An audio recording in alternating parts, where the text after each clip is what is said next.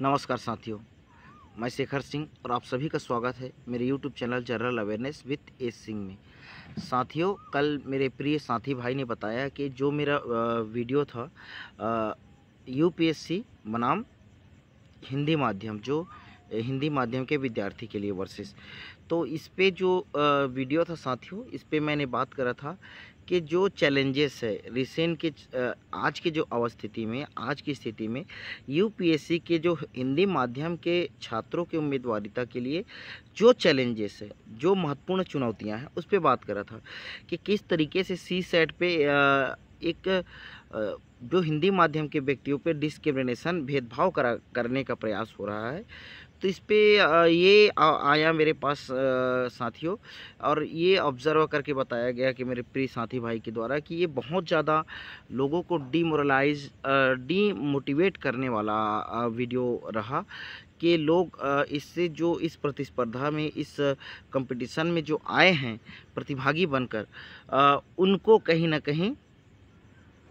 उनकी जो महत्वाकांक्षा है, ये जो संजीव सान्याल की जैसे यथास्थिति में हो जाएगा, ऐसा है कि उनको ठेस पहुंचेगा, उनकी भावनाओं को, उनकी महत्वाकांक्षाओं को। तो देखिए साथियों, इस पे अगर प्रॉब्लम है, कहीं समस्या है, और हम एक गुरु के नाते, एक टीचर के नाते आपके समक्ष आ रहे हैं, तो समस्या है तो हमें उसका सॉल्यूशन, उस समस्याओं का हल भी देना चाहिए, और वो जो हल सर्वथा हो, सर्वमान्य हो, सुनिश्चित हल हो, तो ये सदैव के लिए हो। तो साथियों, अगर समस्या है तो इसका हल भी अनिवार्य है, और ऐसी स्थिति में, ऐसी परिस्थिति में इसके हल स्वरूप साथियों हम बात करेंगे इस वीडियो में, इस लेक्चर में, कि देखिए आपको ये प्रायोरिटाइज़ करना पड़ेगा साथियों कि आपकी जो प्राथमिकताएं पहले सिद्ध करनी पड़ेगी। जैसे कि हमने बताया कि कई जो छात्र हैं, एक तो सेल्फ वर्किंग है, जो गवर्नमेंट जॉब में है, प्राइवेट सेक्टर जॉब में है, या जो अपने एंटरप्रेन्योर है, उद्यमी हैं, वो इस क्षेत्रों में है, जो 4 सेक्टर के हैं साथियों। एक दूसरे वो विद्यार्थी हैं कि जो घर पे ही बैठ के फुल टाइम डेडिकेटेड यूपीएससी की तैयारी कर रहे हैं। तीसरे वो विद्यार्थी हैं साथियों कि जो कि आप देखेंगे कि जो जैसे अपने माता पिता से पैसे लेकर, ठीक है, एक बड़े बैकग्राउंड से माता पिता से पैसे लेकर, या कोई ज़मीन या किसी भी तरीके से ज़मीन गिरवी रखकर, ज़मीन बेचकर वो जाकर ये दिल्ली, हैदराबाद, बेंगलोर या लखनऊ जैसे संस्थान में, जगह में जाकर कोचिंग कर रहे हैं, इंस्टीट्यूट में कोचिंग कर रहे हैं, 1 साल 2 साल की वो अपने लिए जर्नी में समय लिए हुए हैं। चौथे वो हैं साथियों कि जो विद्यार्थी घर में है, एक गरीब तबका है, लेकिन वो छोटी मोटी काम कर कर चलाते हैं, तो ये भी एक तबके के। तो सारे तबकों के विद्यार्थियों को साथियों कि अपने जो प्रायोरिटी सेक्टर हैं, जो अपनी प्राथमिकताएं, उसके लिए प्रायोरिटाइज़ करना पड़ेगा। कि देखिए, इस बार भी देखेंगे तो अभी जैसे 1056 समथिंग अराउंड पोस्ट है, ठीक है साथियों। तो 1000 पोस्ट आप अल्टीमेटली मान के चलिए, 1000 आपको पद वैकेंसीज हैं इस बार के जो एग्ज़ाम देंगे आप। फिर उसके बाद आएगा, तो यही जो क्रम चलता रहेगा साथियों, ये एक चक्री क्रम में चलता रहता है। बहुत से लोग यूपीएससी के जर्नी में रहते हैं, तो जैसा हमने बताया कि सरकार पर, गवर्नमेंट पर दबाव भी नहीं बनता, इससे उसका बहुत बड़ा एक बर्डन है। एक जो आप गिरे से गिरे हालात में बोलेंगे तो 3 लाख विद्यार्थी ये मान के चलते हैं ऑल अराउंड वो जो देश में, कि ये 10 लाख तो फॉर्म डालते हैं साथियों, 5 से 7 लाख एग्ज़ाम देने जाते हैं, और लेकिन एक डेडिकेशन के साथ बोलेंगे तो 3 लाख विद्यार्थियों को ये रहता है कहीं ना कहीं मन में कि मेरा यूपीएससी में सिलेक्शन हो जाएगा, और इस उम्मीद पे कम से कम वो 3 साल लगातार कंटिन्यूसली वो तैयारी करते जाता है, एग्ज़ाम देते जाता है, और वो मॉक टेस्ट, कोचिंग्स और बहुत सारे टेस्ट सीरीज़ ये लगाता है। तो ये मेरा बहुत वर्षों का अनुभव है साथियों, ये अनुभव के आधार पर आपको मैं बता रहा हूँ। तो ये लगातार वो करते चलते हैं, तो ये 3 वर्ष तो डेडिकेशन के साथ रहते हैं। चौथे वर्ष वो देखता है कि कोई छोटे से जॉब या कोई अदर जॉब या यूपीएससी के छोटे इसमें अन्य जॉबों में लग जाए, ये सोचता है साथियों, या कोई अपना कुछ वर्क करे साथ में। चौथे वर्ष के बाद ये होता है, 3 वर्ष के पश्चात चौथे वर्ष में। तो वो जो विद्यार्थी हैं साथियों, तो आपको ये 3 वर्ष जैसे आपने डेडिकेशन देख लिया, लेकिन 3000 में हम क्या बताएंगे साथियों कि अगर 3 लाख भी अगर फुल टाइम डेडिकेटेड जो स्टूडेंट है, जो छात्र हैं, तो अगर वो तैयारी कर रहे हैं, तो उनको क्या करना पड़ेगा कि 3 वर्ष ने अपना लाइफ का जो 3 वर्ष दिया तो उन 3000 लोगों का होगा, लेकिन 2,97,000 छात्रों का नहीं होगा। ये भी है साथियों, तो ये भी आप इसको डिमोटिवेशन डिमोरलाइज के तरीके से नहीं लेना है। तो होगा किनका? होगा उन्हीं का। देखिए साथियों, अब इसमें हाँ ये है, अब हिंदी मीडियम के जो छात्रों के लिए पेपर जो टफ हो रहा है, सीसैट जो टफ हो रहा है, आपको अपने आप को उस कंपटीशन में लाने के लिए, उस प्रतिस्पर्धा में आपको प्रैक्टिस मेक परफेक्ट साथियों, बहुत से ज़्यादा प्रैक्टिस करना पड़ेगा, बहुत से ज़्यादा जितनी हो सके अभ्यास करना है। और आप प्रैक्टिस किन चीज़ों का करेंगे? तो आप प्रैक्टिस सिर्फ उन्हीं चीज़ों का करिए कि जो आपके जो प्रीवियस ईयर क्वेश्चन पेपर हैं,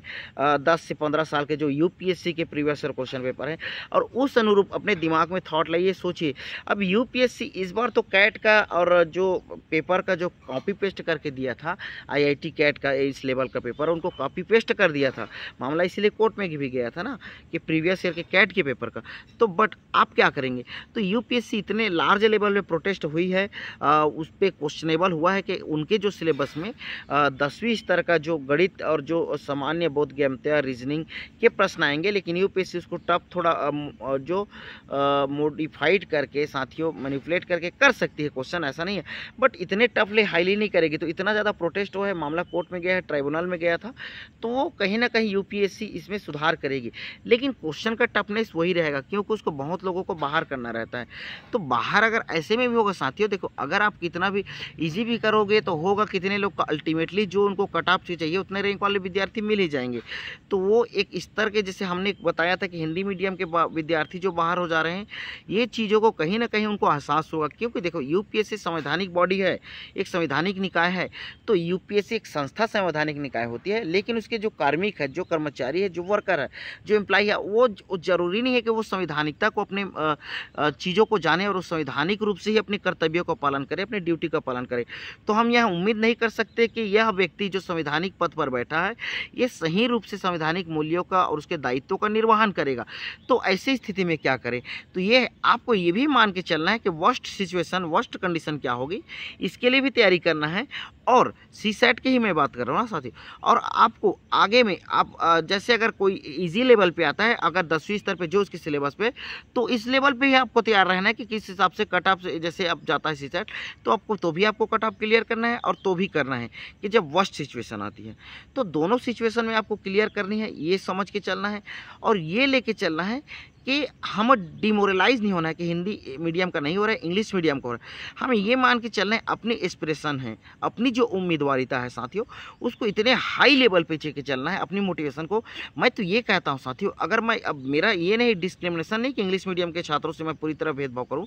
जैसा यूपीएससी करते। अगर आप चाहें इतने मोटिवेट होकर, इतनी, मैं इसका मतलब ये नहीं कि ओवर कॉन्फिडेंट हो, आप इतना मोटिवेशन में रहिए और इतने तरीक़ों से एक चीज़ों को, एक ही प्रश्न को इतने तरीक़ों से करिए कि जैसे एक प्रश्न आप कर रहे हैं साथियों, तो उसको 1000 तरीकों से करिए कि अगर वहाँ से क्वेश्चन आ जाते हैं तो आपसे वो क्वेश्चन गलती ना हो, कि अल्टीमेटली आपको 27 से 28 क्वेश्चन सही करने हैं और कोई गलत नहीं करते हैं तो आपका प्रीलिम्स क्लियर हो जाएगा साथियों। लेकिन अगर आपसे कुछ गलत हो जाता है, आपने 40 क्वेश्चन ही करा, हिंदी मीडियम के विद्यार्थी कम क्वेश्चन बना पाते हैं, जैसा कि मैं अवगत हूँ इस चीज़ों से, क्योंकि मैंने बहुत सारे एग्ज़ाम, बहुत टाइम एग्ज़ाम देकर मैंने इस चीज़ को देखा, यूपीएससी को मेरा अनुभव है, और बहुत सारे वर्षों के पीवाईक्यू को भी लगाया है टेस्ट में। तो मेरा ये है मानना साथियों कि जो इंग्लिश मीडियम के विद्यार्थी है, जो 45 से लेकर 55 से लेकर 60 क्वेश्चन तक, 60 से 65 तक बना देते हैं ये सीसैट में, लेकिन हिंदी मीडियम का विद्यार्थी को बड़ा संघर्ष करना पड़ता है, बड़ा स्ट्रगल करना पड़ता है कि अगर वो 40 से 42 क्वेश्चन ही बना ले तो साथियों, तो वो 40 से 42 क्वेश्चन बड़े संघर्ष के बाद बनाता है, और उसमें 4 से 5 से 7 क्वेश्चन गलत हो जाते हैं तो उनको बहुत ज़्यादा लॉसेस का हर्जाना भुगतना पड़ता है। तो आप क्या कर सकते हैं साथियों, जैसे हम मान के चलते हैं अगर 35 से आप जैसे 40 क्वेश्चन ही आप बना पा रहे हैं सीसैट में, तो हमें ये प्रायोरिटाइज करना है कि जो ज़्यादा समय देकर हमने गणित में, जो रीजनिंग में, जो नंबर सिस्टम के क्वेश्चन से, जो परमुटेशन कम्युनिकेशन के, जो क्रमचय संचय के, संख्या पद्धति के जो प्रश्न हैं, जो प्रायिकता के, प्रोबेबिलिटी के, तीनों को मिक्सअप करके यूपीएससी जो कैट लेवल का टफनेस बनाकर जो आपको प्रश्न दे रही है, तो आपको ये जानना है साथियों कि चलिए ठीक है, यूपीएससी तो ऐसा कर रही है, तो आपको कैसे डिफेंड करना है? आप एक सोल्जर हो, एक योद्धा हो, तो आपको ढाल भी चाहिए और आपको हथियार भी चाहिए, तलवार,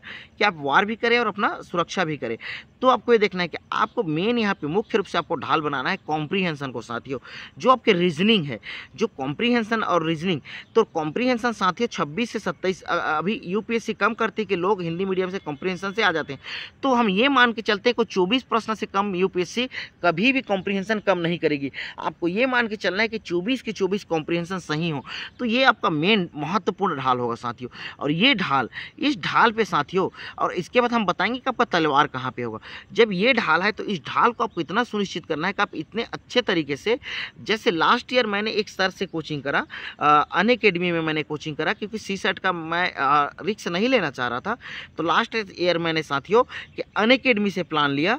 शेखर सिंह करके मेरा प्लान था 9,000 समथिंग 899 समथिंग रुपये का, 9,800 रुपये का मेरा प्लान था साथियों। मैंने सीसेट में सीधे बात करता हूँ मुँह पे साथियों, किसी का डरता नहीं मैं, मधुकर कोटवे सर का मैंने प्लान लिया था साथियों। और मेरे साथ जितने लोगों ने सीसेट के लिए तैयारी करा था मधुकर कोटवे सर से, मधुकर कोटवे सर हर बार ये बोलते थे कि अगर आप सीसेट की तैयारी कर रहे हैं तो पहले 1 घंटा पूरे गणित बनाना, गणित रीजनिंग बनाना, समय मिले तो कॉम्प्रीहेंशन करना, क्योंकि लास्ट ईयर जब पढ़ाया साथियों ऑनलाइन जो अपने स्टूडेंट को, तो लास्ट में कॉम्प्रीहेंशन पढ़ाया और वो 1-2 लॉजिक दे के पढ़ा रहे थे, तो ये बिल्कुल अजीब सा था। तो लोगों को माइंड वेस्ट, ब्रेन वॉश कर चुका था वो, और मैंने भी इन चीज़ों को देखा। तो लास्ट 1 घंटे जब हम लोग गणित बनाने में, रीजनिंग में थे, क्वेश्चन बन ही नहीं रहा था, मुश्किल से 4 से 5 प्रश्न बने थे। फिर मैंने रीजनिंग में आया और जो प्रश्न मेरे हुए, जो लास्ट टाइम मैंने जो पेपर में बात करा कि जो मेरे 55 मार्क्स थे सीसेट में, तो वो कॉम्प्रीहेंशन के वजह से। तो अब ये एहसास हुआ साथियों, गलती के बाद, जो एक बार गलती हो जाता है तो इसके बाद लोगों को अपनी वास्तविकता गलतियों का एहसास होना चाहिए और वहीं पे सुधार करना चाहिए। ये आपके लिए बोल रहा हूँ, आप अपना ढाल बनाइए कॉम्प्रीहेंशन को, कॉम्प्रीहेंशन आपसे गलत ना हो। और यहाँ आपको वरीयता मिलेगी इंग्लिश मीडियम से। इंग्लिश मीडियम के छात्र, ठीक है हिंदी मीडियम में बहुत क्लिष्ट कॉम्प्रीहेंशन रहता है, इंग्लिश मीडियम के जो नेट के पेपर देते हैं, कैट के पेपर, वो पहले से प्रैक्टिस उन लोग कॉम्प्रीहेंशन का भी किए रहते हैं, लेकिन उस लेवल का नहीं कर रहते हैं जैसे यूपीएससी एक जर्नलिस्ट तरीके से पूछती है। इसका सॉल्यूशन है कि मेरे पूर्व में कॉम्प्रीहेंशन सीरीज भी चला है साथियों।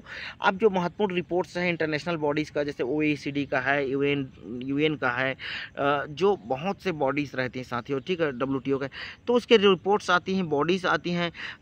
जैसे यूनाइटेड नेशन का जो गोल है, सस्टेनेबल डेवलपमेंट गोल्स है, या जैसे हंगर इंडेक्स है, पॉवर्टी इंडेक्स रहता है, तो ये एक समरीज आती है, इनको पढ़िए। इन्हीं को समरी को कॉपी पेस्ट करके यूपीएससी क्या करती है, कॉम्प्रीहेंशन बनाती है, और उस कॉम्प्रीहेंशन को वो डायरेक्ट एग्जाम में आपको देखने का मिले। तो ये आपका ढाल हो जाएगा साथियों। आप कैसे क्वेश्चन सॉल्व करना है पीवाईक्यू का, तो कॉम्प्रीहेंशन देखिए, लेकिन उसको ज़्यादा वेटेज मत दीजिए। ये देखिए कि किस तरीके से प्रश्न आ रहे हैं और इसके उत्तर कैसे निकाले जा सकते हैं। उस प्रश्न को उस टाइम में आपको भले 2 मिनट दीजिए, 2 मिनट के फ्रेम में अगर आपको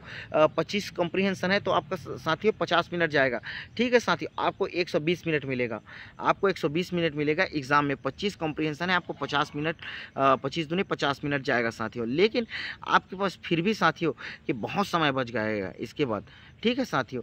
तो आप क्या करेंगे, जैसे आपका 70 मिनट आपका बच जाएगा, 10 मिनट आप फिलअप करने में, गोला भरने में लग जाते हैं, 10 से 20 मिनट साइन अप करने में, 50 मिनट आपके बचेंगे। इसके बाद आप गणित और रीजनिंग पे खेलेंगे साथियों। इसमें भी आप मुख्य रूप से ये देखिए कि 3-4 सेक्टर, जो प्रोबेबिलिटी, प्रायिकता, नंबर सिस्टम, संख्या पद्धति और परमोटेशन कॉम्बिनेशन, क्रमचय संचय को विशेष ध्यान दीजिए। बहुत कुछ चीज़ों को, प्रॉफिट एंड लॉस, ये सब मत देखिए, चक्रवृद्धि ब्याज, ये सब यूपीएससी में आते नहीं साथियों। तो इन चीज़ों को, जैसे कुछ टाइम एंड वर्क, जो ईजी लेवल के क्वेश्चन होते हैं, और इसमें इतना मजबूत कर लीजिए कि जैसे थॉमस एल्वा एडिसन ने क्या कहा था कि मैंने 1000 तरीके ऐसे बनाए जिससे बल्ब नहीं बन सकता, और 1000 के बाद जो ये तरीका बना जिससे वो उसने बल्ब का, जो थॉमस एल्वा एडिसन ने बल्ब का आविष्कार करा। तो ये साथियों, तो ब्रूस ली भी इसी चीज़ों का कहता है साथियों कि अगर वो अपने डिफेंडर से, जब वो युद्ध में जाता, जब ब्रूस ली लड़ाई करता था अपने फाइटर और अगेंस्ट अपोनेंट से, तो ये कहता था ब्रूस ली के, जब इंटरव्यू में पूछा गया साथियों कि आपको अपने अपोनेंट से, अपने विरोधी से सबसे ज़्यादा किस चीज़ का डर लगता है, किस मूव से, किस स्टेप से लगता है, तो उसने, ब्रूस ली ने ये कहा साथियों कि मुझे, अगर कोई मेरा ओपोनेंट है जो फाइटर है, अगर वो 10,000 स्टेप्स, 10,000 फाइट के जो स्टेप हैं, जो किक पंचेस हैं, वो प्रैक्टिस को एक एक बार करके आया तो मैं उससे नहीं डरता। वो कितने भी स्टेप 10,000 टाइप के क्यों ना जाने, लेकिन मैं उससे डरता हूँ बोला साथियों कि जो एक ही स्टेप को, जो एक ही जरिए को, जो एक ही स्टेप और एक ही ट्रिक को 10,000 बार प्रैक्टिस करा होगा। मतलब साथियों आप इसका क्या औचित्य निकालेंगे। देखिए ब्रूस ली ये कह रहा है कि अगर कोई एक ही स्टेप को 10,000 बार प्रैक्टिस करा है तो मैं उससे डरता हूँ। तो आप कितना भी महान एक फाइटर साथियों, तो आप इन चीज़ों को साझे, अगर हमने कॉम्प्रिहेंशन अच्छा करना है, अगर वो एक ही चीज़ को हमने 10,000 बार प्रैक्टिस कर लिया तो हमें कोई दिक्कत नहीं है यूपीएससी सेट एक। और इसमें अब रीजनिंग के कुछ सेक्टर्स हमने जैसे नंबर सिस्टम दिया, प्रोबेबिलिटी दिया, क्रमचय संचय, ये सेक्टर्स को आप अच्छे से कर लीजिए। रीजनिंग के जो जैसे ब्लड रिलेशन से आते हैं, पारिवारिक संबंध से आते हैं साथियों, ये देख लीजिए। और आपके यहाँ से भी क्वेश्चन आते हैं, आप देखेंगे साथियों के जो आप जैसे इंग्लिश का ज़्यादा इसमें देखते हैं, ऑल ऑफ देम सभी, तो ये साथियों के जिसमें आपको स्टेटमेंट वाइज दिए जाते हैं और उसमें ऑप्शन दिए जाते हैं साथियों। वेन डायग्राम, जो वेन डायग्राम के टाइप से क्वेश्चन है, सिलोजिज्म बोलते हैं जिसको, सिलोजिज्म के जो क्वेश्चन आते हैं बहुत इजी टाइप के क्वेश्चन आते हैं।